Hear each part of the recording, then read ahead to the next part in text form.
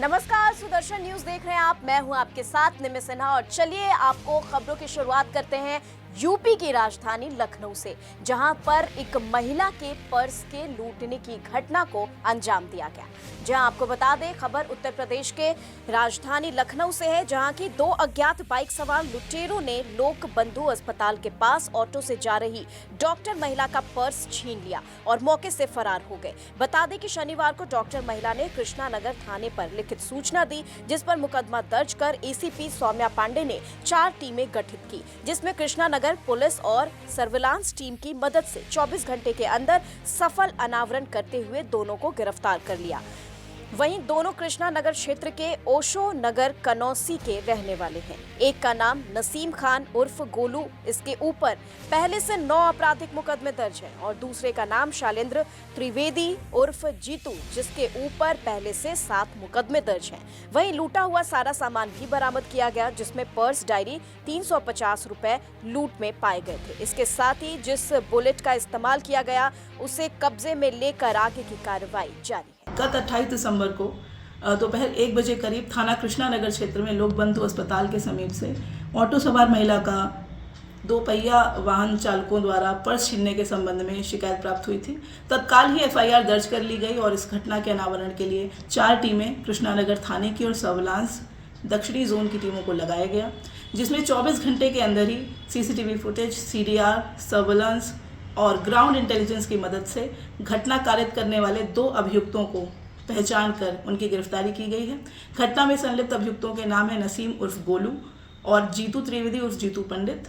दोनों ही थाना कृष्णनगर के निवासी हैं। इनकी निशानदेही पर जो महिला डॉक्टर थी जिनका पर्स छीना गया था, उनका पर्स, चाबी, कुछ बैंक के कागज़ और कुछ फुटकर पैसे और आदि अन्य सामान बरामद कर लिया गया है। घटना से लिंक्ड अन्य एविडेंस को भी अग्रिम विधिक कार्रवाई के तहत कंसीडर किया जा रहा है। कार्रवाई प्रचलित है। और चलिए अब आपको बता दें कि अगली खबर उत्तर प्रदेश के कानपुर से आ रही है, जहां की मंदिरों पर कब्जे को लेकर एक बड़ी खबर आ रही है। जहां आपको बता दें कि उत्तर प्रदेश के कानपुर में मंदिरों के कब्जों को लेकर महापौर के तेवर अब और भी सख्त नजर आ रहे हैं, और इसी के चलते महापौर प्रमिला पांडे ने अनवरगंज थाना क्षेत्र अंतर्गत शिवालय मंदिर का निरीक्षण किया। मंदिर के आसपास अवैध कब्जे और अतिक्रमण देख महापौर नाराज हुई और मौके पर उपस्थित सभी अधिकारियों को दिशा निर्देश भी दिए। महापौर प्रमिला ने कहा कि वे अभी तक करीब 150 मंदिरों के अवैध कब्जे हटवा चुकी हैं, जिसमें हाल ही में करीब 15 मंदिरों को कब्जा मुक्त करवाया जा चुका है। महापौर ने बताया कि इस शिवालय मंदिर को भी नगर निगम द्वारा साफ सफाई, पेंट करवाकर प्रशासन को मंदिर की चाबी सौंप दी जाएगी और फिर किसी विशेष के मंदिर की पूजा पाठ के लिए जिम्मेदारी भी सौंप दी जाएगी। आज क्या कहते हैं, अनवरगंज क्षेत्र में जो मंदिर है, महापौर मैडम ने जो भी दिशा निर्देश दिए हैं, इसको सुरक्षित रखने के और अग्रिम कोई अतिक्रमण न हो, हम लोग निश्चित रूप से इसके लिए कमिटेड हैं कि भविष्य में चाहे मंदिर हो चाहे मस्जिद हो, कोई भी अतिक्रमण का शिकार न हो, और जो भी अगर कोई दूषित करने का प्रयास करेगा तो उसके खिलाफ ठोस कार्रवाई होगी। आज ये अनवरगंज थाने के अंतर्गत एक शिवाला मंदिर था, वहीं आई हूँ। मंदिर की स्थिति बहुत खराब है, चारों तरफ मंदिर के कब्जे हैं, उसको मैं हटवाऊँ, वही हटवाऊँ, उनको भी हटाऊँ। पूजा के बाद हम जब सब खाली कराऊंगी तो मैं बताऊंगी पूजा कौन करेगा। यहाँ मूर्ति से सारे मंदिरों का नगर निगम से लिपाई पुताई सफाई करा दूंगी और उसमें ताला लगा के प्रशासन को चाबी। कितने मंदिर जा चुके? हम 15 जा चुके, इससे पहले 125 मंदिर गए थे। और चलिए इसी के साथ आपको बता दें कि उत्तर प्रदेश के फर्रुखाबाद से खबर आ रही है, जहां की महाभारत कालीन मंदिर पाया गया और अब वहां पर शिवलिंग भी स्थापित किया गया है। जहां आपको बता दें कि उत्तर प्रदेश के फर्रुखाबाद से आपको बड़ी खबर बता रहे हैं, जहां पर हजारों साल पुराने मिले शिव मंदिर में हिंदू महासभा के पदाधिकारियों ने शिवलिंग की स्थापना की है। बता दें कि मुस्लिम आबादी के आसपास बसा गांव माधोपुर में अराजक तत्वों ने कब्जा कर रखा था, तो वहीं हिंदू महासभा के प्रदेश अध्यक्ष विमलेश मिश्रा और महंत ईश्वर दास ने मंदिर को कब्जा मुक्त कराया था। वहीं मंदिर के अंदर भूसा भरा हुआ था और कंडे मंदिर कब्जा मुक्त होने के बाद पता चला कि शिवलिंग गायब है, केवल नंदी की प्रतिमा ही मिली थी। हिंदू महासभा के पदाधिकारियों और महंत ईश्वर दास ने बड़ी संख्या में पहुंचकर मंदिर में पूजा अर्चना की। बता दें कि काशी के बाद जनपद फर्रुखाबाद में सबसे ज्यादा मंदिर स्थापित किए गए हैं, जिसकी वजह से फर्रुखाबाद को अपरा काशी भी कहा जाता है। अज्ञातवास के समय पांडवों ने फर्रुखाबाद में कई शिव मंदिर की स्थापना की थी। विमलेश मिश्रा ने बताया कि गंगा किनारे जनपद में 108 मंदिर बने हुए हैं। महाभारत काल के मंदिर मिलने के बाद यहाँ पर पूजा पाठ भी शुरू कर दी गई है। बीजेपी नेता दिलीप भारद्वाज ने गंगोत्री, यमुनोत्री, नर्मदा, कृष्णा नदी, रामेश्वरम से जल लाकर शिवलिंग का रुद्राभिषेक भी किया है। मंदिर यहाँ पे मिला है, शिवलिंग नहीं था, इसमें क्या हुआ है? हिंदू महासभा शिवलिंग की स्थापना कराई है क्या? देखिए, हम लोगों ने शिवलिंग मंगा ली है बाज़ार से, जहाँ शिवलिंग को बढ़िया सी और विद्वान पंडित जी को बुला के उसकी स्थापना करा दी है। और हमारे महंत श्री ईशोदास जी महाराज जी के सानिध्य में हम लोगों ने पूरा पूजा अर्चना शुरू कर दी है मंदिर की।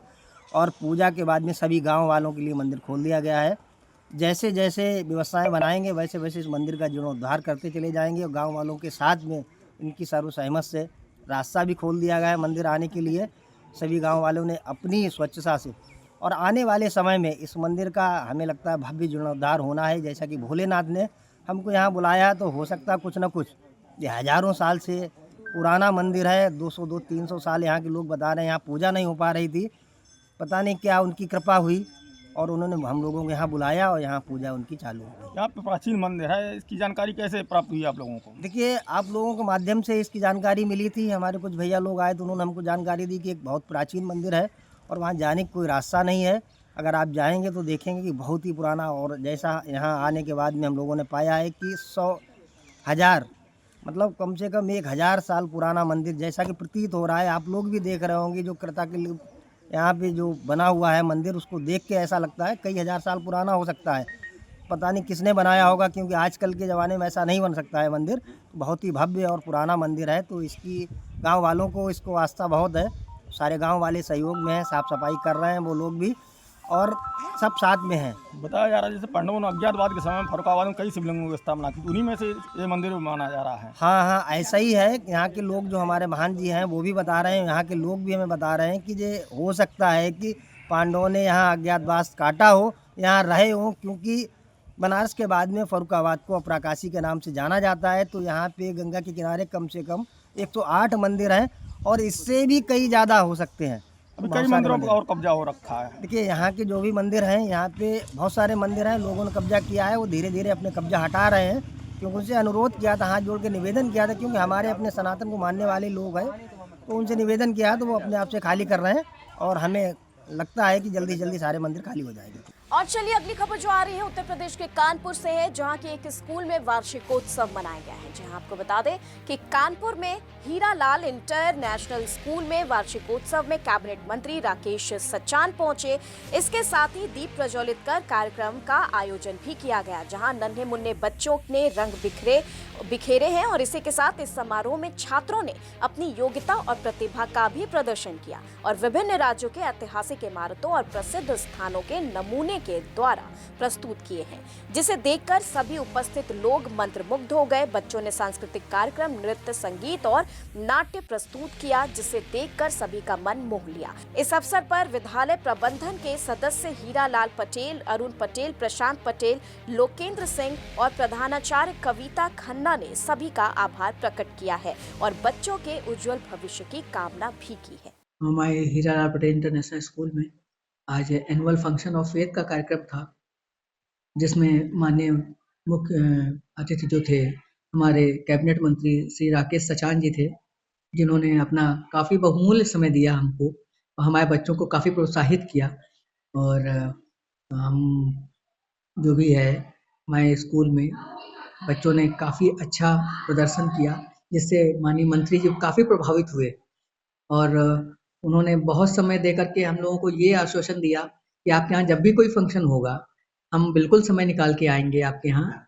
और इस विद्यालय में हम लोगों ने एक मुहिम ये भी रखी है कि कोई भी गरीब बच्चा होगा, माननीय मंत्री जी ने भी ये बात कही है, कोई भी गरीब बच्चा होगा उसके लिए हम जो भी मदद होगी वो हम करेंगे। चलिए उत्तर प्रदेश के प्रयागराज से बड़ी खबर आ रही है, जहां की महाकुंभ की तैयारी तेज हो गई है। जहां आपको बता दें कि उत्तर प्रदेश के प्रयागराज महाकुंभ से पहले एनडीआरएफ टीम ने नाविक संगठन को आपदा प्रशिक्षण दिया। बता दें कि 11 एनडीआरएफ वाराणसी की टीमें मनोज कुमार शर्मा, उप महानिरीक्षक के दिशा निर्देशन में आपदा प्रबंधन और प्रशिक्षण बड़े पैमाने पर सामुदायिक जागरूकता, स्कूल सुरक्षा और क्षमता निर्माण के कार्यक्रम के अभियान को चला रही है। वहीं कार्यक्रम में जल पुलिस प्रभारी जल पुलिस बल के साथ और विभिन्न घाटों पर नाव चलाने वाले आम नागरिक भी उपस्थित रहे। इसी के साथ एनडीआरएफ टीम ने नाविक संगठनों को आपदा प्रशिक्षण दिया है। आज यहाँ पर आप सब लोग आए और आपने देखा कि कैसे हम अपने नाविक समाज के लोगों को जोड़कर यहाँ पर हम उनको ट्रेनिंग दे रहे थे। हमारे साथ में जो प्रयागराज नाविक संघ के उपाध्यक्ष हैं वो हमारे साथ में हैं, इनका बड़ा सहयोग मिला।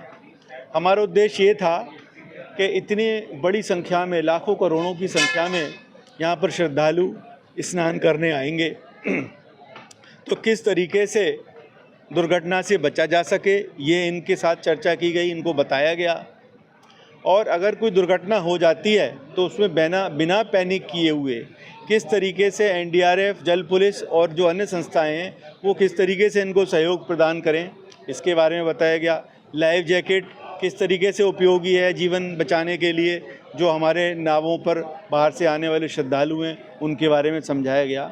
और अगर कोई दुर्घटना हो जाती है तो डूबते व्यक्ति को कैसे हम सहारा दें, कैसे उसकी जान बचाएं और कैसे जो लोकल संसाधन हैं या जो सामग्री यहाँ से प्रशासन के द्वारा या इनकी बोटों पर होती है, जैसे ट्यूब हैं, लाइफ बॉय वगैरह हैं, उनका कैसे उपयोग किया जाए, ये यहाँ पर सारा बताया गया।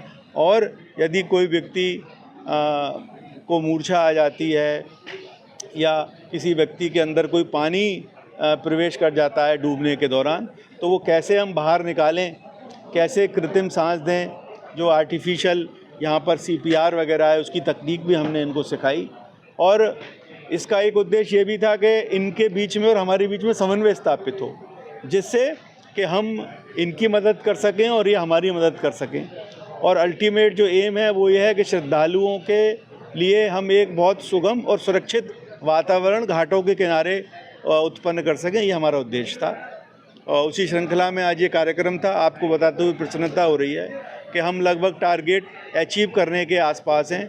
1-2 ट्रेनिंग प्रोग्राम हमारे और चलेंगे और हम 100% नाविक समाज और जो नाविक हमारे हैं उनको जो हमारा टारगेट है वो पूरा कर पाएंगे। तो चलिए बड़ी खबर आपको मुरादाबाद से बता रहे हैं, जहां की गोकशी का बड़ा मामला सामने आ रहा है। जहां आपको बता दें कि मुरादाबाद में मंडी समिति परिसर में गोकशी कर रहे एक आरोपी को स्थानीय लोगों ने रंगे हाथ पकड़ लिया, जबकि उसके 3 साथी भागने में कामयाब रहे। वहीं भीड़ ने आरोपी की जमकर धुनाई करने के बाद उसे मंडी समिति पुलिस चौकी पर पुलिस वालों के हवाले कर दिया। पुलिस ने आरोपी के खिलाफ मुकदमा दर्ज करके उसे गिरफ्तार कर लिया है और आरोपी से उसके साथियों की जानकारी ली जा रही है। इसके साथ ही बता दें कि राष्ट्रीय बजरंग दल के कार्यकर्ता भी सूचना मिलने पर मौके पर पहुंच गए और मामले में पुलिस की आगे की कार्रवाई तेज है।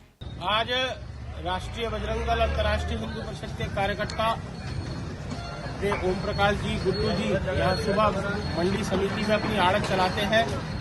उनको जानकारी मिली कि मंडी समिति में एक व्यक्ति के द्वारा गाय को काटा गया है।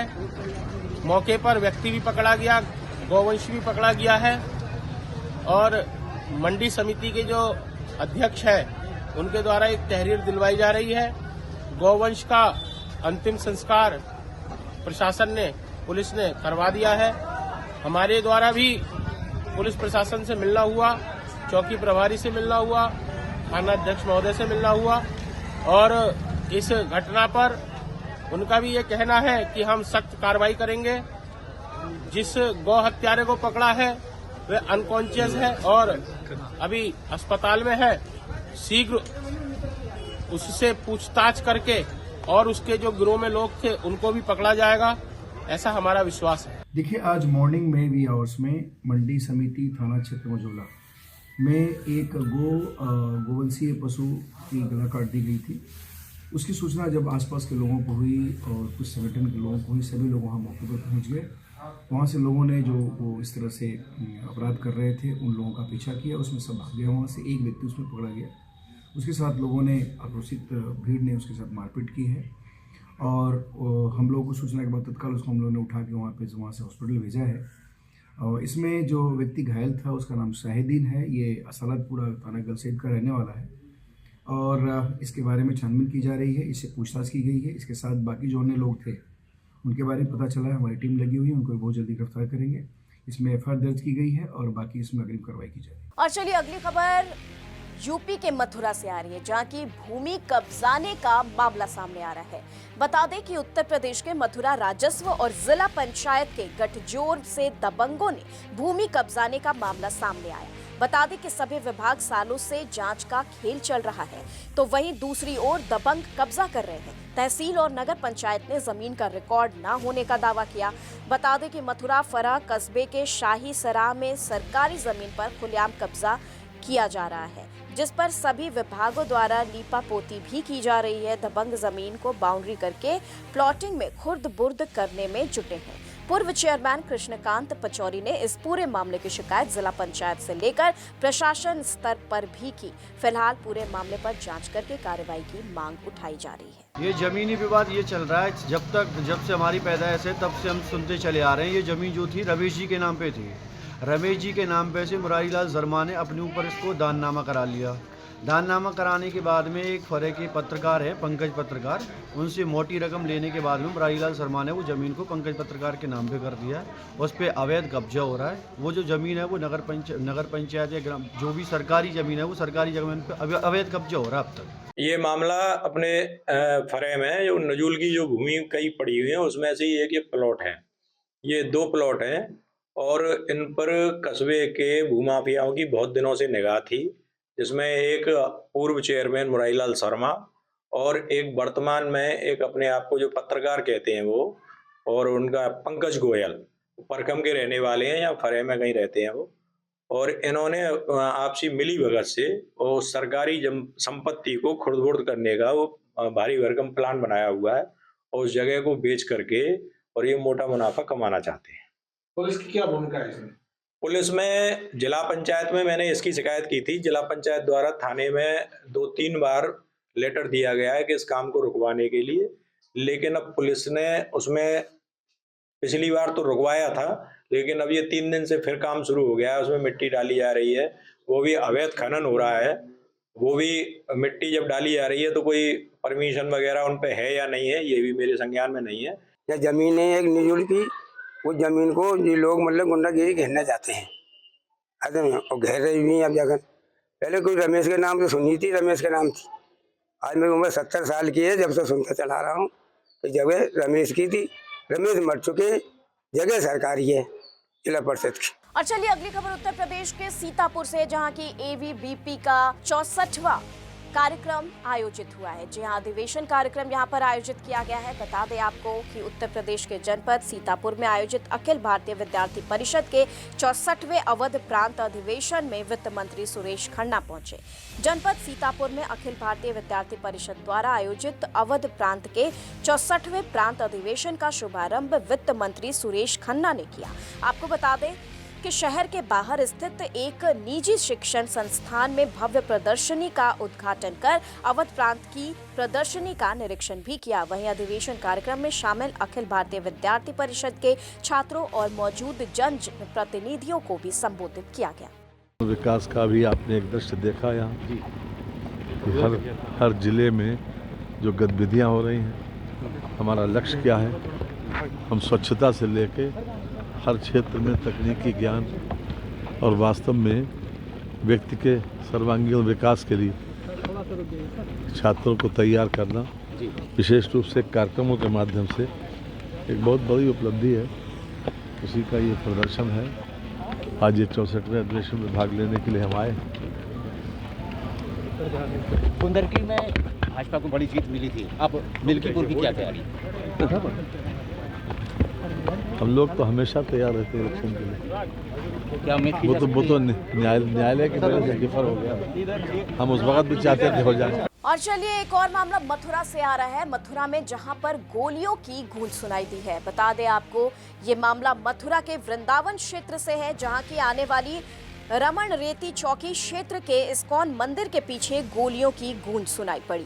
बता दें कि मथुरा के वृंदावन थाना क्षेत्र अंतर्गत इस्कॉन मंदिर के पीछे कई राउंड गोलियां चलने की बात सामने आई है, जहां 2 पक्षों की फायरिंग के दौरान एक आम श्रद्धालु को गोली लगने की जानकारी मिल रही है। घायल श्रद्धालु को मथुरा के सिटी हॉस्पिटल में भर्ती कराया गया। इस मामले में पुलिस ने कार्रवाई करते हुए कई लोगों को अपनी हिरासत में ले लिया है और आगे की जांच पड़ताल जारी है। ये देखिए, जो वेद भवन के पास में ये इन्होंने 112 पर सूचना दी थी कि एक व्यक्ति को गोली लगी है।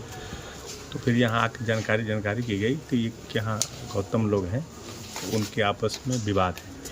तो एक आरोप है कि साहब पुनीत गौतम है, उसने गोली चलाई थी। ये लोग आपस में कजन लगते हैं, जानते दूसरे का नोन है, तो उन पर गोली चलाई है। वही गोली जो है, जो श्रद्धालु यहाँ पर होटल के सामने खड़ा था, उसको पैर में गोली लगी है। उसका इलाज चल रहा है, वो बिल्कुल आउट ऑफ डेंजर है। इसमें जो मेन जो गौतम है, जिन पर गोली चलाई गई थी, उनसे तहरीर लेकर के मुकदमा पंजीकृत किया जा रहा है। इसमें आरोपी पुनीत गौतम को गिरफ्तारी करने के लिए टीम लगा दी गई है, उनको जल्दी गिरफ्तार कर। उत्तर प्रदेश के फर्रुखाबाद से एक बड़ी खबर आ रही है, जहां पर अखिलेश यादव पर निशाना साधते नजर आ रहे हैं सांसद। जी हां, आपको बता दें कि उत्तर प्रदेश के फर्रुखाबाद में सांसद मुकेश राजपूत ने अखिलेश यादव पर जमकर निशाना साधा। बता दें कि अखिलेश यादव को लेकर तीखी प्रतिक्रिया दी और क्या कुछ कहा है, चलिए आपको सुनाते हैं। मुझे नहीं लगता है कहीं भी अखिलेश जो कह रहे हैं कि कृष्ण भगवान हमारी जात के, मुझे नहीं लगता। हाँ, उनकी जात के कंस तो हो सकते थे, कृष्ण नहीं है। कृष्ण सबके थे, वो गरीब से गरीब लोगों के थे, निर्धनों के थे और सत्य के मार्ग पर चलने वाले। असत्य के मार्ग पर कभी कृष्ण भगवान नहीं चले। हाँ, कंस तो उनके हो सकते, जरासंध उनके समाज के हो सकते हैं, मान सकते, लेकिन मैं नहीं कभी मानता हूँ कृष्ण भगवान उनके बच्चे हैं।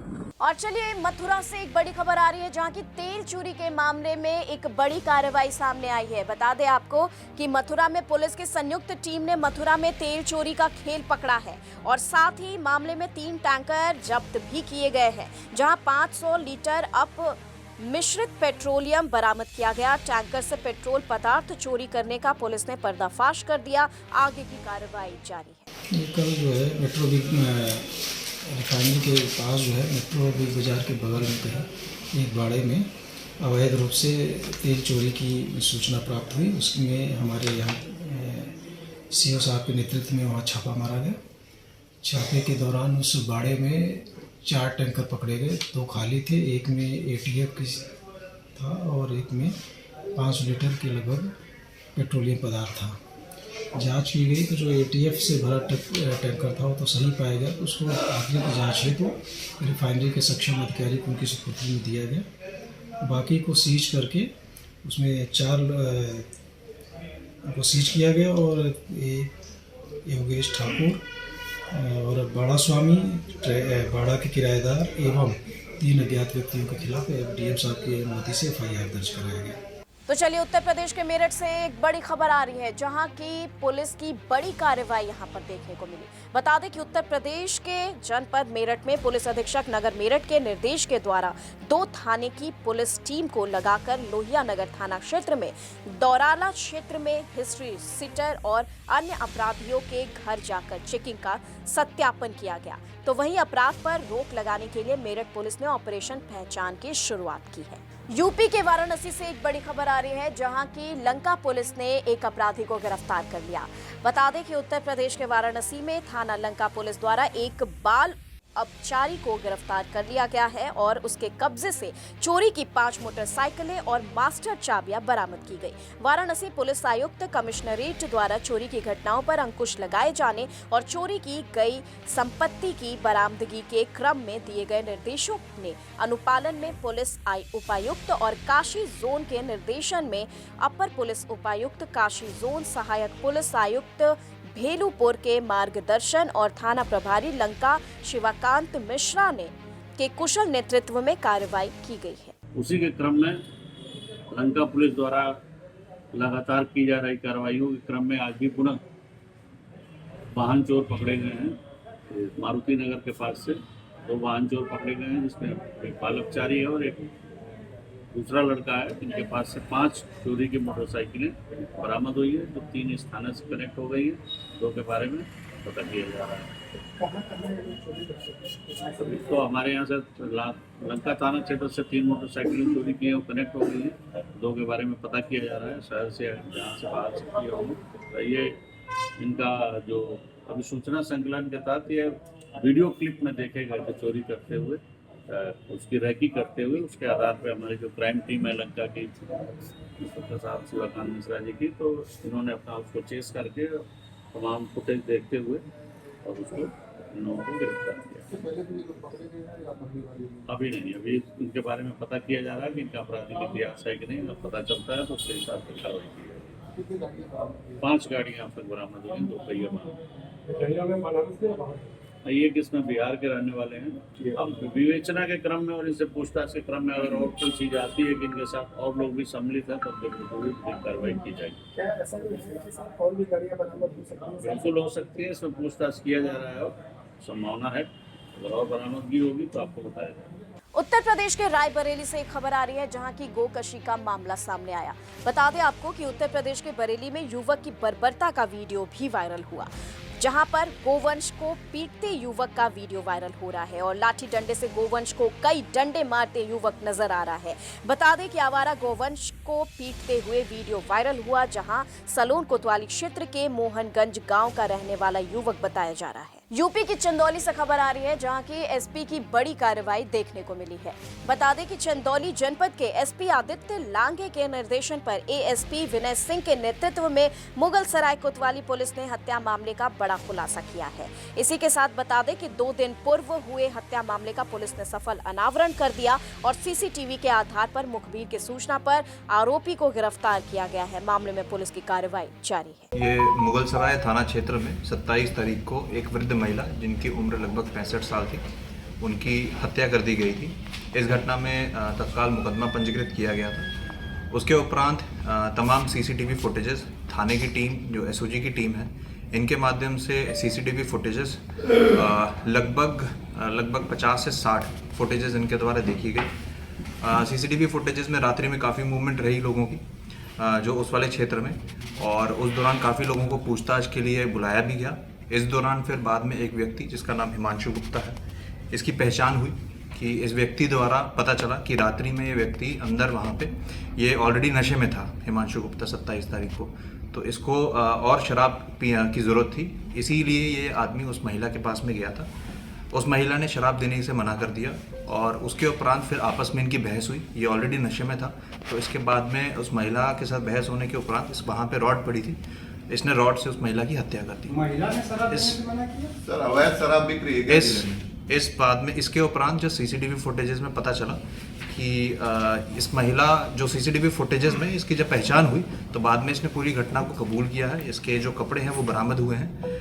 जो रही बात जो शराब देने की बात थी, इसमें बाद में पता चला कि महिला ने इसको इनकार किया था कि मैं शराब नहीं बेचती हूँ। इसमें पहले इस क्षेत्र में ये ज़रूर बीच में शिकायत थी कि कहीं वहाँ पे शराब मिल रही है। उसके बाद में पुलिस की सख्ती के द्वारा फिर बाद में उस क्षेत्र में, क्योंकि पेट्रोलिंग भी होती थी, उसमें इस तरीके की कोई शिकायत नहीं थी, लेकिन ऑलरेडी ये नशे में था, उनकी बहस हुई तो ये घटना हुई है।